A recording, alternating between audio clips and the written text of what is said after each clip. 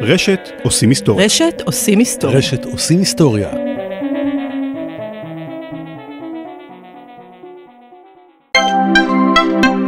הפרק בחסות מדע-טק חיפה, המוזיאון הלאומי למדע, טכנולוגיה וחלל, המזמין חברות הייטק וטכנולוגיה לקחת חלק בתערוכת דיג'יטל מי שתתקיים בקיץ 2018.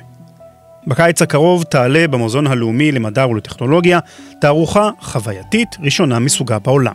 תערוכה שתעסוק בזהות הדיגיטלית האישית שלנו בעולם הווירטואלי. המבקרים בתערוכת דיג'יטל מי יוכלו להתנסות בטכנולוגיות ומיצגים השופכים אור על שאלות של יצירתיות, קהילתיות, ביטוי אישי ותוכן מותאם בעולם הווירטואלי, כמו התנסות עם טכנולוגיות זיהוי פנים, מציאות מדומה, פרופיילינג ועוד. מדע-טק מזמין חברות המפתחות טכנולוגיות בתחומים הקשורים לתערוכה להציג אותן בפני המבקרים, למעלה מ-300,000 איש, ולקחת חסות על האירוע. חברות המעוניינות בפרטים נוספים מוזמנות לפנות אל נוגה צימרמן, מנהלת פיתוח המשאבים והשיווק, בטלפון 054-4474-909 או במייל noga.zimmerman@madatech.org.il. מספר הטלפון והמייל מופיעים גם בבאנר של המדע-טק באתר של עושים היסטוריה.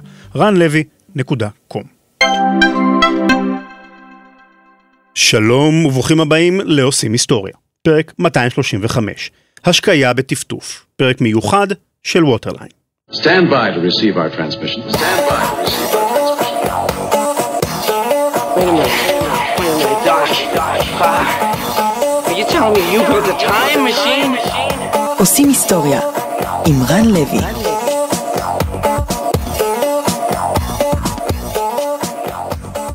שלום שלום, אנחנו בפרק מיוחד של עושים היסטוריה. אני תמיד שמח לחשוף פודקאסטים חדשים שאנחנו עובדים עליהם ככה מאחורי הקלעים ברשת שלנו, והפעם אני שמח לחשוף לפניכם פרק של פודקאסט שאנחנו עובדים עליו כבר פחות או יותר חצי שנה, ומי שנמצא מולי מול המיקרופון הוא עידן כהן. אהלן עידן. שלום רן. אתם מכירים אותו כאחד מהצלעות הבולטות של עושים רפואה, אבל הפעם אתה כאן על תקן היוצר שמאחורי פודקאסט חדש שלנו שנקרא WaterLine. אז עידן, מה זה WaterLine? WaterLine הוא פודקאסט שאנחנו עושים עבור משרד הכלכלה, וחלק אגף יחידה בתוך משרד הכלכלה שקוראים לה Israeli NewTech. בראשה עומד איש בשם עודד שלדעתי, אני לא חושב שהוא יציר על זה בעצמו, הפך את קידום טכנולוגיות המים הישראליות למטרת חיים. ונאמר שהפודקאסט WaterLine הוא באנגלית, והוא מיועד לחשוף את הנושא של החדשנות הישראלית בעולם המים. וכשאנחנו מדברים על חדשנות, אז אנחנו שלחנו אותך ממש כשהתחלת לעבוד על התוכנית, לכנס בשם WaTech, שנערך בישראל ממש בערך לפני 5-6 חודשים, שם הייתה לך בעצם את ההזדמנות פעם הראשונה להיחשף למקומה של ישראל בתחום המים בעולם. מה ראית בכנס הזה? חוץ מהרבה מאוד לא ישראלים שהגיעו באמת מארבע כנפות תבל, זה מאוד מרשים. אחד מהאנשים שיצא לי לראיין הוא מי שעומד בראש תחום המים ב-OECD, דוקטור קסבי אלפלב, שתוך כדי ראיון איתו, תוך כדי שיחה, אמר משהו על איזושהי סיטואציה, ואמר, ועשיתם את זה the Israeli way. וכשהוא אמר את זה, אני פשוט התחלתי לצחוק, לא יכולתי להחזיק את עצמי. כן, אנחנו יודעים the Israeli way. כן, זה... חלפלפ כזה, איפה הג'ינג'ים המפתח. פרטאצ'ה אהובתי, מה שנקרא. והוא התכוון לזה דווקא בהערכה מאוד מאוד גדולה, שמהרגע להרגע פחות או יותר, יש פתרונות שעובדים. יש לנו היכולת הזאת לצד כנראה החפיפיות והסחברקיות, גם להגיע למצב שבו אנחנו מייצרים דברים שעובדים ועובדים טוב ועובדים נכון. זאת אומרת, יש הערכה בעולם לחדשנות וליזמות הישראלית בתחום המים, שאולי הרבה מאיתנו שלא מתעסקים בעולם הזה לא מכירים. איפה ישראל נחשבת כחלוצה, או בוא נגיד, אפשר להגיד מיני מעצמה בתחום המים בעיני העולם? אז חוץ מהטפטפות שכולנו יודעים שזו המצאה ישראלית, גם המון מטכנולוגיות ההתפלה הן טכנולוגיות ישראליות. מתקני התפלה אנחנו הקמנו מזמן גם בארץ, באילת יש אחד, יש עדיין באיראן כמה מתקני התפלה ישראלים. אפילו באיראן. אפילו באיראן, פעם היינו חברים טובים. ברומא היית, נכון? כן, פעם אחרונה, 5 שנים. מזרקות. יפות מאוד. יפה מאוד. אין מים. היום אין מים במזרקות? כבר לא מפעילים את המזרקות. יש חודשים שבהם המזרקות לא פועלות, כי אין מים. זה בזבוז מים הפך להיות מאשר איזשהו אורנמנט. אם אנחנו נדבר רגע על ברזיל. ברזיל לא חסר להם גשם. האמזונס. כן. אין מים. מה זה אין מים בברזיל? אין מים בברזים. ואנחנו באמצע המדבר עם מים 24/7. שם מפה 100-120 קילומטר מזרחה, לאמן יש מים בברזים פעם בשבועיים. המחסור הזה שאנחנו חיים איתו, דרבן את כולנו למצוא פתרונות. והפתרונות שנכונים לנו, נכונים לכל מקום אחר בעולם שסובל ממחסור. מה עוד אנחנו מביאים לשולחן ברמה היותר רעיונית, בוא נאמר? זה בדיוק הנקודה. הרמה הרעיונית הישראלית חשובה לא פחות מהטכנולוגיות הישראליות. בישראל אנחנו משלמים את המחיר האמיתי של המים. וברגע שאנחנו משלמים את המחיר האמיתי של המים, בניגוד למה שקורה בשאר העולם, אנחנו מגיעים למצב שאנחנו גם לא מבזבזים מים ומאבדים מים, למשל, כתוצאה מצנרת לקויה, בערים. וזה מה שקורה בשאר העולם, פחות או יותר. אתה לא משלם באמת כמה שהעלות של שאיבת המים, ואז גם פחות אכפת לך אם יש בזבוז, אני אשאל אותך ככה, במה מים שונים מאוויר? זה זכות קיום, נכון? נכון. העניין הוא שלהפיק את המים ולהוליך את המים, זה מה שעולה לכסף, ועל זה צריך לשלם. אז זה WaterLine כקונספט. מה אנחנו הולכים לשמוע בפרק הנוכחי? אז דיברנו על ההמצאה הישראלית בערך הכי מפורסמת בתחום המים, וזה הטפטפות. נושא שהרבה מאזינים ביקשו ממני לגעת בו לאורך השנים. שנות ה-60, נטפים מוקמת, קיבוץ חצרים בעצם הביא לעולם את בשורת ההשקיה בטפטוף. עד היום בעולם, רוב השדות החקלאיים מוצפים. השקיה בהצפה, טכניקה עתיקה מאוד של השקיה, עוד כבר אלפי שנים בעבר. נכון. הבעיה היא שאתה מאבד בין 40-60% מהמים לאידוי. הם לא מגיעים לצמח. השקיה בזבזנית מאוד. מאוד. ברגע שאתה משתמש בטפטוף למשל, בהשקיה בטפטוף, אתה מוריד את כמות המים שאתה משתמש בה בחצי, מכפיל את היבול. זאת אומרת, הבשורה שבטפטוף היא מטורפת. איזה נושאים נוספים אתה נוגע בהם בסדרה כולה? אז זהו, בעונה הראשונה של WaterLine אנחנו ניסינו לקחת איזה 360 סביב המים, אז דיברנו על טפטוף, אבל גם עניינים של התפלה. דיברנו על העובדה שאנחנו משתמשים ב-90% מהמים המושבים, אז בכלל כל הטיפול במי ביוב, מה זה אומר? יש לנו פרק מאוד מעניין על פוליטיקה, על מלחמות שבבסיסן מים, ואחד הדברים שלדעתי הוא הכי חשובים, או הכי מעניינים, או הכי מכולם, זה הקטע של יזמות טכנולוגית במים.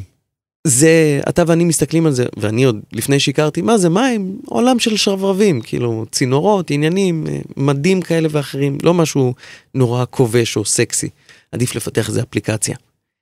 אבל דווקא פה, וסליחה על הביטוי, יש בעולם המים צמא מאוד מאוד גדול לאותם יזמים שמפתחים טכנולוגיות מבוססות ביג דאטה, מבוססות דאטה בכלל, לעולם המים, משהו שיכול לטייב ולשפר את כל התהליכים. אז אם אתם, גם יש לכם את הרוח היזמית, אני חושב ש-WaterLine, אם תקשיבו, זה ייתן לכם המון השראה לפתרון בעיות שהן בעיות אקוטיות בעולם בכלל. אז תודה רבה עידן, אנחנו נשמיע מיד את הפרק על השקיה בטפטוף. WaterLine נמצא ב-waterline.runlevy.com, יש קישור גם מהאתר של runlevy.com, וכמובן הוא נמצא גם באפליקציה שלנו, יש לנו אפליקציה חדשה, סיפרתי עליה בפרק הקודם, שדרגנו את האפליקציה של רשת עושים היסטוריה, אם אתם נכנסים לחנות האפליקציות באנדרואיד, ורושמים רשת עושים היסטוריה, אתם תראו זה אפליקציה עם האייקון האדום, תמצאו שם גם את WaterLine וגם כמובן את כל שאר הפודקאסטים ברשת עושים היסטוריה, כולל גם בונוס מיוחד למי שמוריד את האפליקציה, 30 פרקי ארכיון של עושים היסטוריה, שלא זמינים באפליקציות אחרות.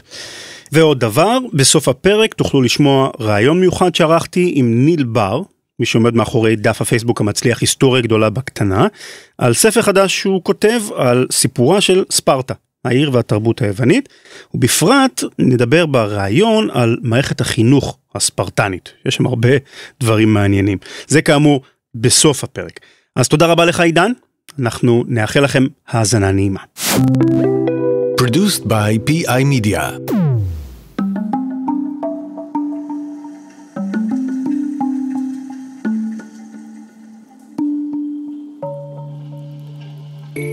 abundant in volume yet scarce, soothing and relaxing yet bearing a devastating force. Defies the laws of physics, and it can heal as much as it can harm. It is the source of life. I'm Idan, and from Israel NewTech and PI Media, this is WaterLine.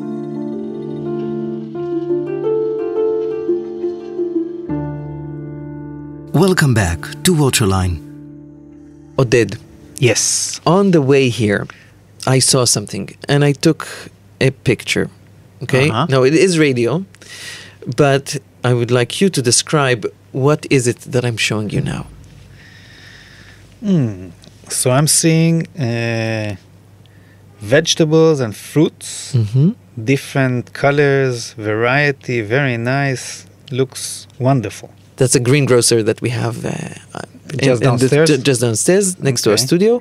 Now, it's nice the way that you zoomed in. You can see the famous sabres and bananas and carambola and beautiful pomegranates and mango and two things that kind of caught my attention. Avocados and pineapples. Yeah. And I don't know if you can see it, but it says on the pineapple, made in Israel. What? I need to see. This is why I stopped and took this photo. I guess that a lot of people can point Israel on the map, and they can, if they do that, they know that we are in a region that is called semi-arid, which means that we don't naturally have a lot of water. Yes. And that the rainfall in Israel varies, and we're not, you won't Not see, blessed. not that blessed. But we have Israeli pineapples and tomatoes, which are 95% water content. It's all Israeli produce. Yes. How is that possible? So agriculture in Israel is relatively a new sector, meaning new 150 years or so. But nomadic people and people who lived in Israel throughout the centuries were always farmers.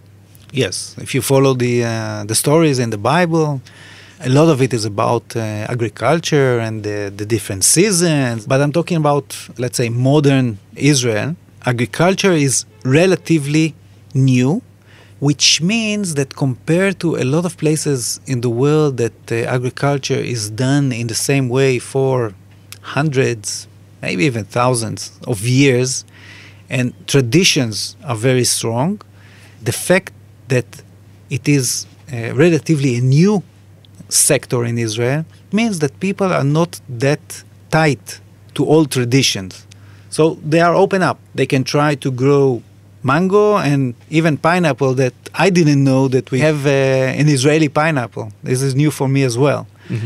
So one of the biggest challenges is to grow this kind of variety of fruits and vegetables in an arid area with limited amount of water, with a short season of rain, and being able to grow and to develop an agriculture sector that even does export mainly to Europe. So the secret, in a way, of the Israeli agriculture is the fact that it relies very much on reused water.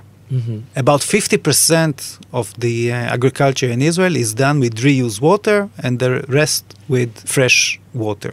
So it's a very reliable source of water for farmers, and farmers need to have a reliable source. But still, the Israeli farmers are not complacent. They're not wasting this water. There is something about the way we irrigate in Israel that is different. Yeah, drip irrigation is a fundamental tool in the way farmers irrigate their crops. Drip irrigation. Oded Distel, head of Israel NewTech, calls this technology fundamental for Israeli farmers. Moreover, it is a source of national pride. Ask any Israeli, and he will proudly say drip irrigation is an Israeli invention. And on the technological side of things, it makes a lot of sense, as you will hear in the following interview. I've asked to speak with a representative of Netafim, the company that invented, in the mid-1960s, the technology that drives the water directly to to the plant's roots. Throughout the years, competing manufacturers began to replicate and innovate, and yet, the birth of this technology was in a small kibbutz in the Negev desert. My first question was supposed to be about the inventor, Engineer Blas, and about the invention itself. However, once I asked my guest, a tall man with grayish hair and a sparkle in his eyes, to introduce himself, I had to ask him a different question altogether. My name is Nati Barak. I'm Chief Sustainability Officer of Netafim. You have a very interesting title. What does it mean?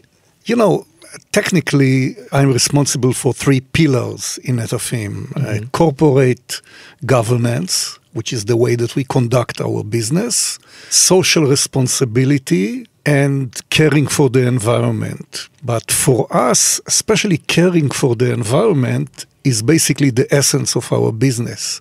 We define our business as sustainability, but the platform that we are using to achieve sustainability for the planet is drip irrigation.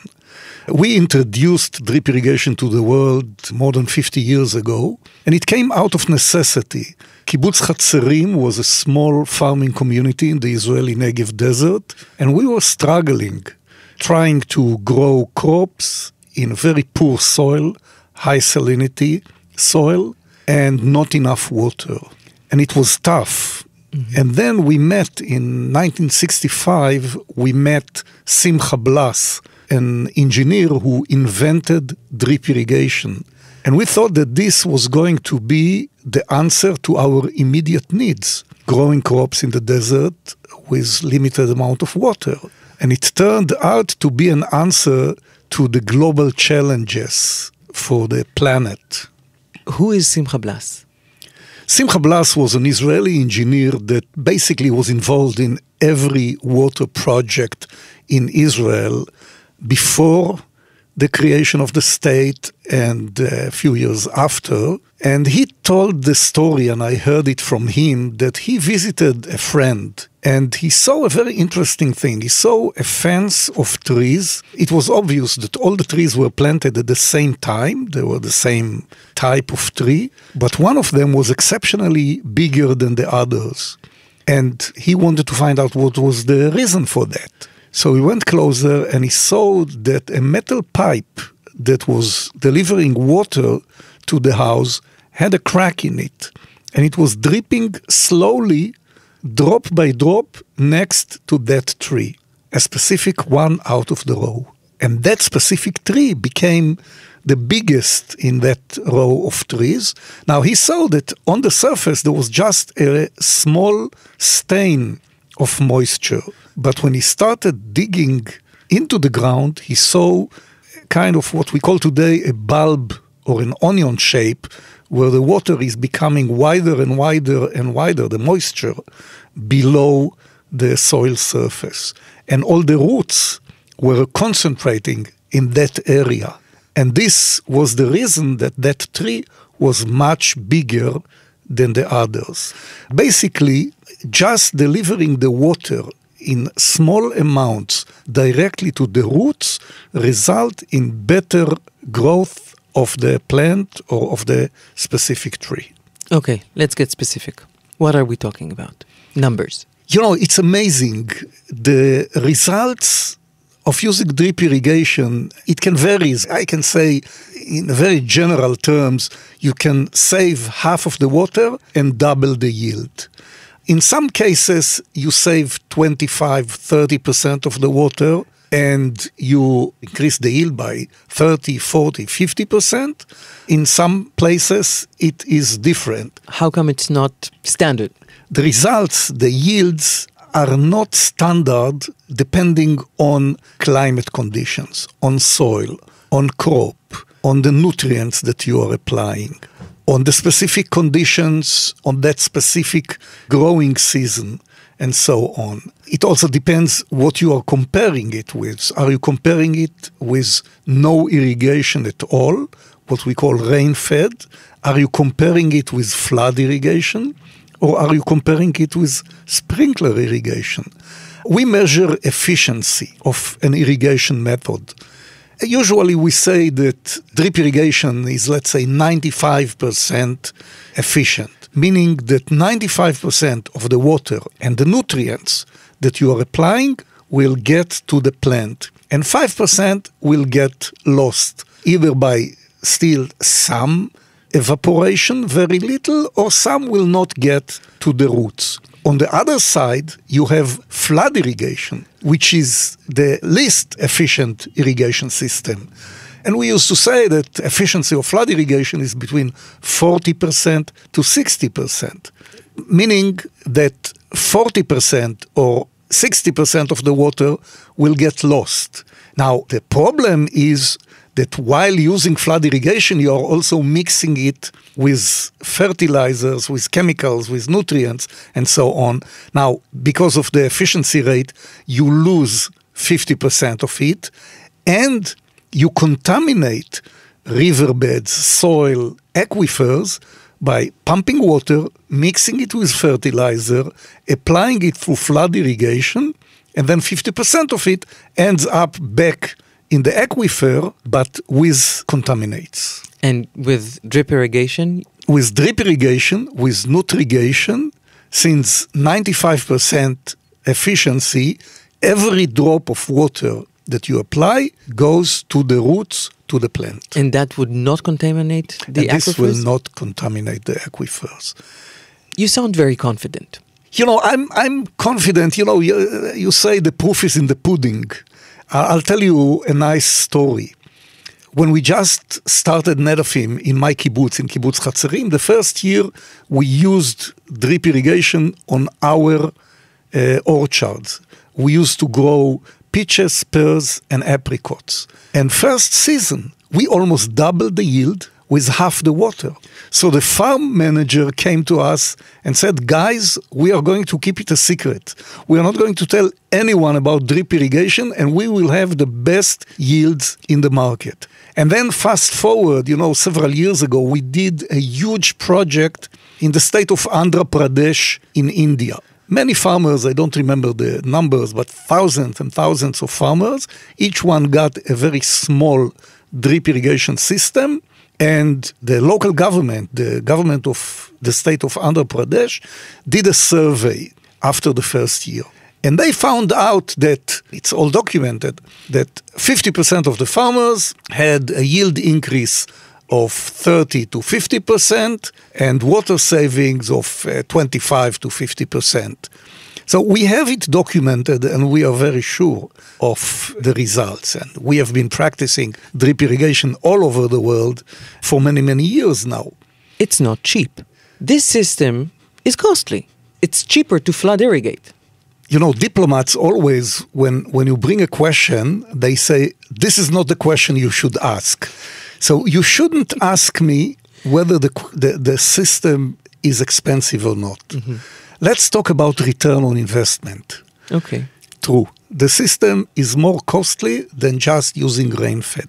We had a project, we call it community irrigation in India, in the state of Karnataka. Thousands of farmers, each one bought a system for $500. But it's $500, which and is the annual income. It's much more than the annual income. So it is a lot of money. Now the government realized that this is an agent of change for the region, the state government. So the government subsidized 50% of the system. The government did it out of the positive and the negative things. The negative was water scarcity and energy scarcity. They had to come with an answer to the water challenge in that region. And they found out that drip irrigation is the answer. Still, the farmer had to pay $250, which is a lot of money for them. But the government, with us, with international aid agencies, worked with local banks to provide microfinancing. So the farmer went to the bank, we helped with the paperwork and everything, and got a loan of $250. And then, again, the government did a survey, and it showed that in 5 months, the farmer paid back the $250, his personal investment. In 5 months? In 5 months, growing 3 crops. It's one cycle, 5 months. It was actually 3 cycles, because in 1 year they grow tomatoes, well, they call it tomatoes, but it's the same taste, cabbage and bitter gourd. And the payback was 5 months. So even if the government didn't subsidize 50%, the return on investment would be 1 year. Let me ask you, what's in it for you? You're privately owned. You're not part of an NGO network. You need to show your investors an end result. So obviously, I will say, what's in it for you? The money. So you found some financial entities that will help either the entrepreneur and with a decent credit mechanism. What's in it for you beyond money, if at all? You know, sometimes I tend to forget that we are not an NGO. But let me assure you, we are not an NGO. We are a for-business organization. Netafim is a privately owned global corporation, and our aim is to bring profits to our shareholders. But the beautiful thing is that we are doing well by doing good. We are doing good things to the planet, and this is our business. This is how we make our profit. And this is what makes me so proud. I really think that we are very fortunate to be in this position. הפרק בחסות מנולה, חברת בוטיק להשמות וגיוס בעולם ההייטק. לפני כשנתיים קיבל איתי יגר, שמנהל את מעבדת חדשנות הסייבר של סיטי בנק בתל אביב, משימה. עליו להקים מאפס צוות חדש בחברה. צוות החדשנות הגלובלי של סיטי, בעולמות של סייבר סקיוריטי, שהתפקיד שלנו הוא בעצם לפתח, להתנסות בפתרונות סייבר חדשניים עבור כל הצרכים של סיטי בעולם. והמשימה הזו הייתה מאתגרת במיוחד מכיוון ומעבר לאתגר הרגיל של להקים צוות חדשנות בחברה גלובלית, היה גם את האתגר של להקים צוות חדש, שהוא צוות חדש לא רק בתוך סיטי, אלא גם בתעשייה כולה. זאת אומרת, אין צוותים דומים שהיה אפשר להגיד שאנחנו ניקח ונעשה מהם קופי-פייסט, והיה צריך לבוא ולהגדיר איזה סוג של אנשים אנחנו מחפשים. למזלו של איתי, הייתה לו עזרה מבחוץ, מדולה. ובעצם מדולה היו שותפים די קרובים לתהליך הזה מההתחלה, של לבוא ולהבין ולזקק את ההגדרה של איזה אנשים אנחנו מחפשים, מאיזה רקע הם מגיעים, ולבנות את הצוות. אז לצורך העניין, המגייסות של מדולה היו ממש חלק מצוות, כמובן ביחד עם צוות הגיוס המדהים שלנו, לשבת ביחד ולעשות סיור מוחות, ולהבין מה באמת הצרכים ומה באמת הפרופיל, ואיזה סוג של אנשים יכולים להתאים לפרופיל הזה, ובאיזה מקומות אפשר למצוא אנשים כאלה. ומכיוון שמדולה הייתה מעורבת בתהליך התכנון באופן אינטימי, אין פלא אני יכול להגיד שחלק אני חושב שמאנשי המפתח בצוות באמת הגיעו להם דרך מדולה. זה חלק מהיתרון של מדולה. הקשרים העמוקים והאינטימיים שנוצרים בין המגייסות של מדולה וחברות הייטק מובילות, הם קשרים שיפתחו לכם דלתות לתפקידים מעניינים בחברות מצוינות. מדולה מגייסת לתפקידי ניהול, פיתוח ומחקר, מ-QA ועד PhD במגוון תחומים, מ-Security ופיננסים ועד Big Data ומשין לרנינג. היכנסו למדולה.co.il על מנת להכיר את הצוות ולהגיש קורות חיים למשרות המוצעות.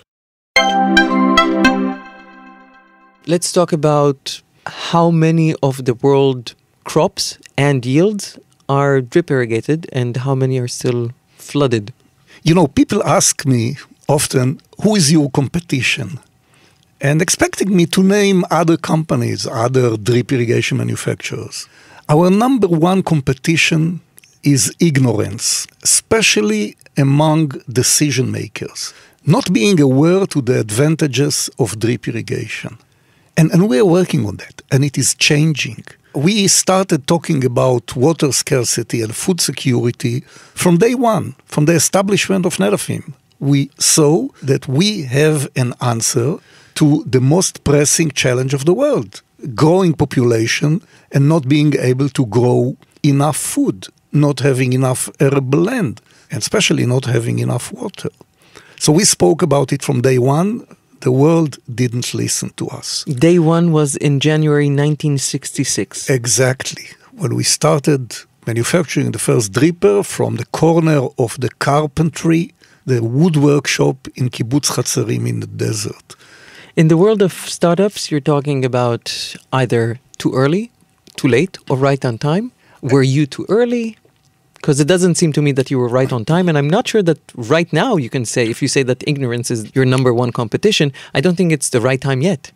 You know, for me it's the right time, because this is the time that I'm here, and I want to continue. So for me it's always the right time. Sometimes, you know, I'm not a violent person, but when I see this amount of not being aware to advantages of the drip irrigation, sometimes I have the urge to become physical in forcing people to understand it, but this is changing. And I'll give you some figures. Out of global farmland, only 20% is irrigated. The rest? The rest is not irrigated. The rest is what we call rain-fed. Waiting for the rain, praying for the rain. But out of the 20% which is irrigated, you get 40% of the food. Out of the irrigated farmland, only 5% is drip irrigated. 80% of the irrigation globally is flood irrigation. And the rest is sprinklers, center pivots, and so on. But look at Israel. In Israel, 75% is drip irrigated. 25% sprinklers.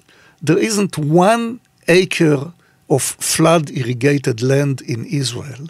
Why not 100% because drip irrigation? Because in some places it makes perhaps more sense, it's more economical to use sprinklers. But you still lose water for evaporation. But you still lose water for evaporation, but in some crops it's not always economically feasible to use drip irrigation. California. It's amazing to see agriculture in California. Today, 40% of the irrigation is drip irrigation. So drip irrigation is growing, but still, sometimes I'm very frustrated to see that only 5%. My dream is 5 to 25. I want globally to see 25% of global irrigation to be drip irrigation, and I hope that it will happen during my lifetime here. When we are talking about the next drip revolution, it may be rice. You know, we are talking about food security. We're not talking about strawberries or almonds or grapes. We are talking about cassava. We are talking about maize, corn. We are talking about soybeans. We are talking about potatoes. And we are talking about rice. And we at Netafim, in the last 13 years, we have been conducting experiments with growing rice with drip irrigation. And the results are amazing. Again, you know, we are doubling the yield with half the water. But it's not only that. When you think about rice irrigation, you are thinking about those beautiful rice paddies in Vietnam, in the Philippines, in India. You have to level the soil, which disturbs the soil and damages it in a way. When you move to drip irrigation, you don't need to level the soil. So immediately, the potential soil to grow rice is more than doubled because you can use hilly terrain. You can grow rice not only in the wet season. You can grow rice with drip irrigation in the wet season and in the dry season. Or you can grow rice and then corn or rice and wheat using the same drip irrigation system. So this is something that is very high on our research and development, especially from the agronomical side. And this may bring the next drip revolution. And you're changing the landscape. And we are changing the landscape. And the tourists may not like it. But again, you know, I'm very modest. I will be very happy if we change only 10% of global rice from flood irrigation to drip irrigation. And by the way, I don't remember the exact figures, but I think that each hectare of rice that will be converted from flood irrigation to drip irrigation, it is like removing 2.5 vehicles off the road as far as greenhouse gas emissions is concerned. Let's talk about the R&D. When Simcha Blas started his drip irrigation system, he was talking only about subsurface drip irrigation. By the way, we were not the first. I mean, he tried to find other partners, and people just rejected him, threw him away, said, no, this is not going to work. There's no way that by dripping small amounts of water next to a mature tree, you can keep the tree alive.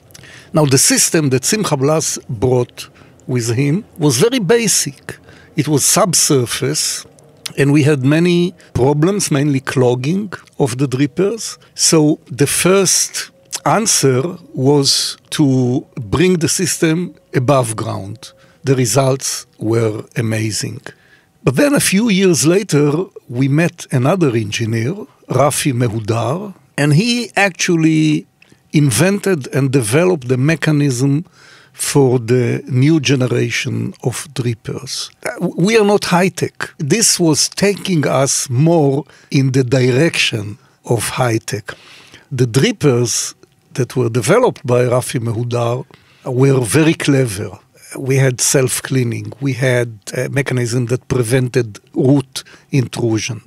The drippers were pressure compensated, which meant that regardless of inlet pressure, whether you are close to the water source or far away from the water source, down the valley, up the hill, you'll get exactly the same flow rate, the same amount of water. How do you do that? By building a very unique mechanism that includes a very specific structure of the dripper and a very accurate membrane in the dripper. So you're talking just about the end node. You're not talking about nothing about big infrastructure, a big pump, anything like that. Just a small thing, size of a penny.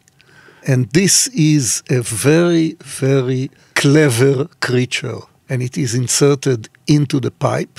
And when you look at the pipe, you see just a simple hole. But behind the hole, there's this very clever mechanism. The future, when it comes to R&D? The future of our R&D for us is in three directions. The first one is the technology, the product, the drippers. And I don't know, perhaps the idea is what we call IOD, irrigation on demand. A dripper that will sense the immediate needs of the immediate area around the dripper and will irrigate independently according the needs in the immediate area of the dripper. Our R&D people are busy developing new products. The challenges are more complicated because in the past we used only clean domestic drinking water. We have very bad water that we are using all over the world. It can be from canals, it can be from reservoirs, it can be sometimes brackish water, and in more and more cases, we are reusing wastewater, and the flow rate of the dripper is constantly going down. In the past, the smallest flow rate was 2 liters per hour. Today, we have 0.5 liter per hour, and no clogging. Because of technology, we can overcome clogging with lower rate of flow. And more we are returning to what we call SDI, subsurface drip irrigation. So the technology, R&D in the technology is advancing all the time. But at the same time, we have R&D in our agronomy, going to new crops like alfalfa, like rice. Sugarcane has become our number 1 crop globally. For drip irrigation? For drip irrigation. So R&D is not just the product, it's also the application, the audience, you may say, the crops that we are talking to through our dripper lines. And there's another one, the manufacturing process is also something which is very important to achieve accuracy and efficiency in our manufacturing process. Why are you here today? You, Nati, why are you here? You know, I look back, I'm 73 years old today, and I was very young when in my teens, when I started dreaming about joining a kibbutz, joining a farming community, and specifically I was dreaming about the southern part of Israel, the Negev desert. And I can't really tell you what was more influential, looking for values, trying to find a way where I can make my life more meaningful, or dreaming about the adventure of driving a tractor in the wide fields in the desert. And I can tell you that sometimes it was the tractor and sometimes it was the values, and combined together I found myself in kibbutz Hatzerim in the desert. I'm talking about socialistic values of a kibbutz, but I think that the pendulum is leaning back into sharing things. People are talking about building a social network of sharing cars. And you go to New York, you go to the basement of the building, to the parking area, and you see zip cars, and it is for the use of the people, of the community. This is how it works in the kibbutz from day one. At the beginning, we had only one car, so not much to share. But today we have hundreds of cars, and I have a company vehicle that was given to me by the company, but when I'm not using it, I'm returning it to the pool, and anyone in the kibbutz can use it. So by some kind of mixture between coincidence and values and ideology, I found myself in kibbutz Hatzerim. And then a year later, we established Netafim. So I find myself in the General Assembly, raising my hand for the establishment of Netafim. In 1981, I went to California to establish Netafim USA. And today, 36 years later, when I drive in California, I am amazed with the progress of Netafim and drip irrigation and the miracles that it does for farmers. I always say that our main competitor is not being aware to the advantages of drip irrigation. So I'm here because I see myself as an evangelist of drip irrigation. And by the way, when I'm doing that, I think I'm doing also good things, well, for me personally, for the company, for my kibbutz, for Israel. There's something in Judaism which is called Tikkun Olam. And Tikkun Olam, if I'll try to translate it, it's fixing the world. Drip irrigation is fixing the world. Flood irrigation is ruining the world, contaminating it, increasing greenhouse gas emissions, contaminating aquifers and so on, wasting water, contaminating riverbeds. Drip irrigation is fixing the world. So as far as you are concerned, you are here today as an evangelist, and you don't really care if it's Netafim or any other company which is one of your global competitors. For you, the main reason is go on, stop flooding, start dripping. This is correct, but again, my hat is a Netafim hat, which by the way is very nice. I recommend every farmer in the world to wear a Netafim hat. My salary is paid by Netafim, so I'm doing it for Netafim. When I'm doing this evangelism, I'm doing it for the company, I'm doing it for Netafim. I'm very proud and very happy that it is also bringing good things to the world. And by the way, to other drip manufacturers. Because when I dream about 5 to 25, increasing the rate of drip irrigation in global irrigation from 5% to 25%, it will do good also to other decent drip manufacturers. I guess that you know exactly by name the kibbutz member that many, many years ago said that we're going to keep it a secret. I'm not asking to name names, but what would you say to him today? The farm manager that came to us and said, guys, let's keep it a secret because this is going to be excellent for our main business, which is growing peaches, apricots, joined Netafim after a few years, became our leader as far as agronomy in general and water quality and water use through drip irrigation in particular. I loved working with him. He was much older than me. He was one of the founders of the kibbutz. And unfortunately, I cannot ask him today anything because he passed away several years ago.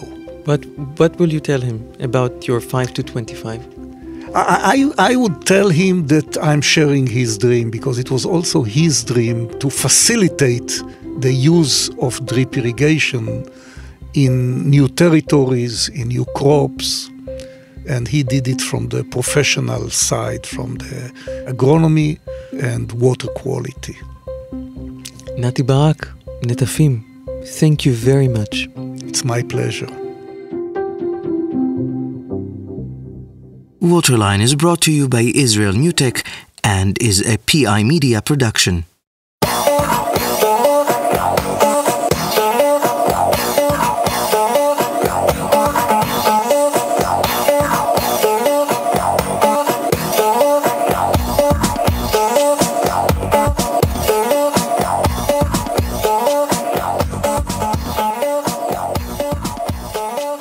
אז חזרתם אליי, יש דף פייסבוק שאני מניח שהרבה מהמאזינים שלנו מכירים, כאחד מהדפי הפייסבוק הכי פופולריים בישראל, שנקרא היסטוריה גדולה בקטנה, ולפינה הזו הבאתי את האיש שיזם את הדף הזה, שהוא כבר יש לו משהו בסביבות ה-80,000 עוקבים בפייסבוק, קבוצה ענקית.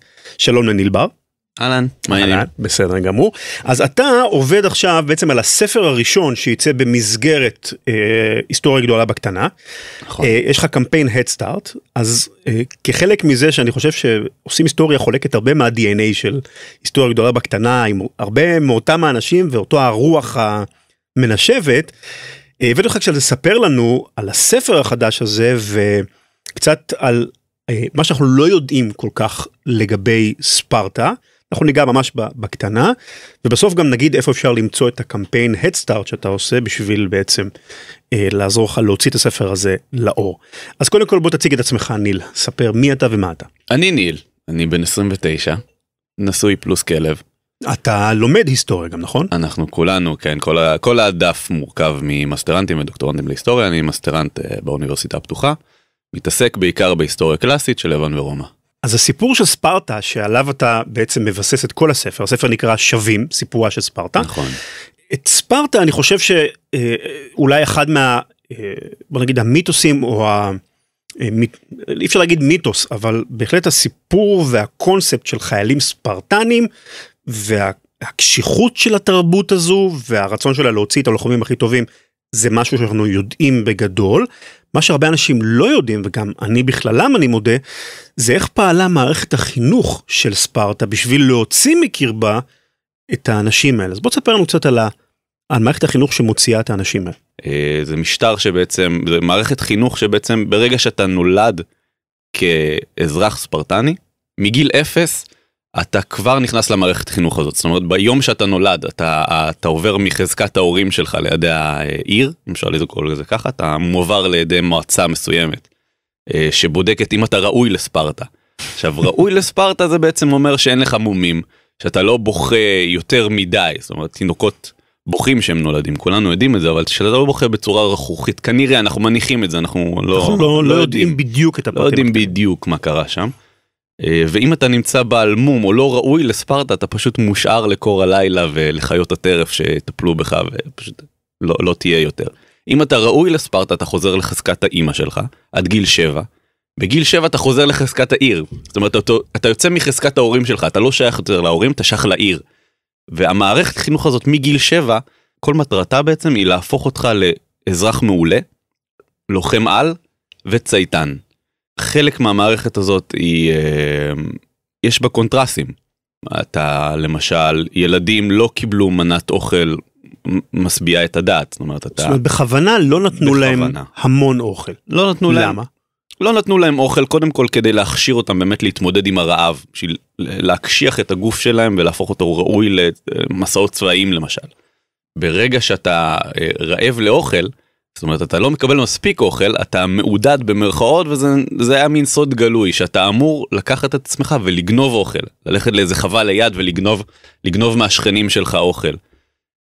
וברגע שאתה גונב אוכל, יש פה איזה מין ניגוד מסוים, כי אתה לא אמור לגנוב אוכל, גניבה זה אסור גם בספרטה. זאת אומרת, כביכול מוסרית אסור לך, אבל בתכלס מצפים ממך כן ללכת ולגנוב כסוג של מה? כסוג של עכשיו תלך תתאמן על גנבות, או מה מטרה? אתה מפתח תוך כדי הגניבה, אם אתה מתפלח מעיני המדריכים שלך ומעיני החברים שלך, כי אתה חי במין מערכת צבאית מאוד סגורה ולא בלתי ניתן לה להפרדה, אם אתה מצליח להתגנב מהם, אתה מפתח יכולות של התגנבות שהן עילאיות. זאת אומרת, גם כל החברים שלך מתגנבים עילאיים, אז אם אתה מצליח להתגנב מהם, אתה מוכיח את עצמך כגנב עילאי. עכשיו, יש לנו סיפור נהדר על ילד ספרטני שפרץ לאיזה חווה לידו. הסיפור הזה כנראה לא נכון, אבל הוא עדיין ממחיש את המהות הזאת של מה זה האגוגה. שהילד הזה התגנב לאיזה חווה שכנה כנראה. גנב שם שואל, אנחנו לא יודעים מה הוא תכנן לעשות עם השואל הזה. הוא גנב את השואל ותפס אותו המדריך שלו. עכשיו, הילד הזה כל כך פחד להתאפס, כי אם אתה נתפס, אתה חוטף עונשים מזעזעים, ממש מלכות, מקל, ועד זוב דם, אפילו עד אילפון. לא ריחמו על הילד. לא ריחמו עליהם. והילד הזה כל כך פחד להתאפס, שהוא העדיף להחביא את השואל הזה מתחת לגלימה שלו, ולתת לשואל הזה לקרסם את הבטן שלו עד ממש איבוד דם ומוות, ככה מספרים לנו לפחות, מאשר להתאפס. טוב, החינוך הזה נשמע כמו פשוט טירונות החל מגיל 7, פחות או יותר. משהו כזה. טירונות שאולי אפילו אנחנו היינו מסתכלים עליה כטירונות קשה. כן, הטירונות שלנו בסיירת מטכ"ל זה סוג של כלל צה"לי כזה, לעומת מה שהם עברו. וזה עבר עד גיל 20. כשאתה מדבר על ספרטה, חשוב לזכור, וזו כוכבית מאוד גדולה שאנחנו מדברים על ספרטה, שהיא תופעה מעניינת כי היא הגוף הכי משמעותי בנקודה הכי מתועדת בעולם העתיק, ובכל זאת אין לנו מושג מה קרה שם. זאת אומרת, כל מי שדיבר איתנו על ספרטה, הם או האויבים של ספרטה, או מישהו אחר שלא היה ספרטני. הספרטנים בעצמם לא דיברו על עצמם, זאת אומרת, לא השאירו לנו תיעוד שבאמת שרד עד לימינו. הם לא כתבו או השאירו עדויות כאלה? הם לא כתבו, או שהם כתבו וזה לא הגיע לידינו. יש לנו משוררים ספרטנים מאוד מאוד עתיקים שהם לא מספרים לנו יותר מדי, אבל ספרטנים עצמם הקלאסיים, ספרטנים כאלה לא הגיעו לידינו. אם שרד משהו לידינו מספרטה, זה מושג בשם המשפט הלקוני, מניח שאתה מכיר. לקוני במובן שאנחנו מכירים היום, זה מישהו שלא נותן הרבה, נותן תמציתי, בדיוק. תמציתי, לא מעבר, לא מפרט, לא מרחיב. מאיפה זה מגיע מספרטה? ספרטה שכנה בחבל ארץ בשם לקוניה. עכשיו, האגוגה, היא לימדה אנשים... הגוגן נאמר זו השם של מערכת החינוך. זה מערכת החינוך, נכון. תפקידה לא רק להפוך אותך לחייל מצטיין, ולא רק להפוך אותך לבן אדם ממושמע, וגם להיות בן אדם צנוע. צנוע זה בא לידי ביטוי בהרבה דברים, אבל חלק מהדברים זה גם לדבר בתמציתיות. הדוגמה שאני הכי אוהב להשתמש בה, זה פיליפוס מלך מוקדון, אבא של אלכסנדר, הוא הגיע לספרטה. ואיים עליהם, אמר להם, אם אני אפלוש לאדמה שלכם, אני ארוס הכל, אני אשמיד את השדות, אני ארוג את האנשים, אני יחריב את העיר, ככה שלא תוכלו להתאושש עוד פעם. ספרטנים החזירו לו מכתב, מאוד מנומס ויפה, וכתבו במילה אחת, אם. אם. הם ידעו להשתמש בתמציתיות. תמציתיות, פר אקסלנס. זה ככה הגיע אלינו משפט הלקוני בעצם. אז אוקיי, מה עוד נמצא בספר? מה עוד אתה מספר לנו בספר? אנחנו מדברים בעצם על ספר שמכסה כמעט 1000 שנות היסטוריה ספרטנית. אנחנו מתחילים בעצם בבריאת העולם, אבל אם אנחנו מדברים על ממש היסטוריה סלש מיתולוגיה, אנחנו מתחילים ממש בסיפור טרויה, מהיום שאלנה היפה, אלנה הייתה מלכת ספרטה, מי שלא זוכר. היא נחטפה לטרויה. דרך שם אנחנו גם מגיעים למעבר טרמופילה, מי שראה את הסרט 300. אני מת את הגבורה של ליאונידס ו300 הספרטנים שם, יחד עם עוד הרבה בני ברית, אבל אנחנו זוכרים את ה300 האלה. ואנחנו מקנחים ברגע שבו העיר הפכה ללא רלוונטית בסוף המאה השלישית לפני הספירה. סיפור של תרבות מרתקת, ונשמע כמו ספר שאני כבר לא יכול לחכות לקרוא אותו. אז אם אתם כמוני וזה נשמע לכם מגניב, אני מזמין אתכם לפרגן להיסטוריה גדולה בקטנה, ולניל ספציפית. כנסו להדסטארט, תמצאו שם את הקמפיין של הספר שבים-סיפורה של ספרטה. יהיה קישור לקמפיין גם בפוסט של הפרק הזה, באתר הבית של עושים היסטוריה. אנחנו, נכון להקלטה של הרעיון הזה, אני רואה שהקמפיין גייס בערך 76% או משהו כזה, פחות או יותר מהסכום הכללי, 500 תומכים, שזה חתיכת הישג, ניל, זה ממש ממש יפה. תגיד כמה מילים קצת על התשורות, אתה יודע, מקובל לתת תשורות בקמפיינים האלה, איזה תשורות אתם נותנים? נכון, אנחנו השתדלנו לא לשחק יותר מדי, מחזיקי מפתחות וחולצות וספלים וכל מיני דברים כאלה. אתה, אם אתה נכנס, אתה או את נכנסים לקמפיין, אתם מקבלים קודם כל ספר. בשלל צורותיו האפשרויות, בין אם זה דיגיטלי בקינדל, בין אם זה אודיובוק שאנחנו נקליט בהמשך, או ספר ממש פיזי כמו שאני אוהב, אני רוצה להאמין שהרבה אוהבים כמוני ספר פיזי ומודפס, וזה מגיע משם, החל מספרים דרך מתנות שוקולד, כי אנחנו מסיימים את הקמפיין שלנו בוולנטיין ב-14. בדיוק ביום האהבה. בדיוק ביום האהבה, שאפשר לאסוף את השוקולדים האלה, אז גם לקבל ספר וגם לקבל שוקולדים, וחלה בהרצאה שלי אצלכם בבית. טוב, אז יום האהבה, אז כשזה מסתיים, אז זה לא הרבה, זאת אומרת, זה מדובר, הפרק הזה כנראה יוצא תחילת השבוע, ואיפשהו לקראת אמצע סוף השבוע והקמפיין מסתיים, אז אין לכם הרבה זמן. לכו תראו קצת אהבה על היסטוריה גדולה בקטנה, ליום האהבה. אז ניל, המון בהצלחה, אני כבר לא יכול לחכות לקרוא את הספר. גם אנחנו לא, תודה רבה. בהצלחה, תודה. פרקים נוספים של עושים היסטוריה, כמו גם פורום התוכנית ומידע נוסף, תמצאו באתר הבית של התוכנית, www.ranlevy.co.il. תגובות, הצעות ורעיונות ניתן לשלוח לרן בכתובת ran@ranlevy.com.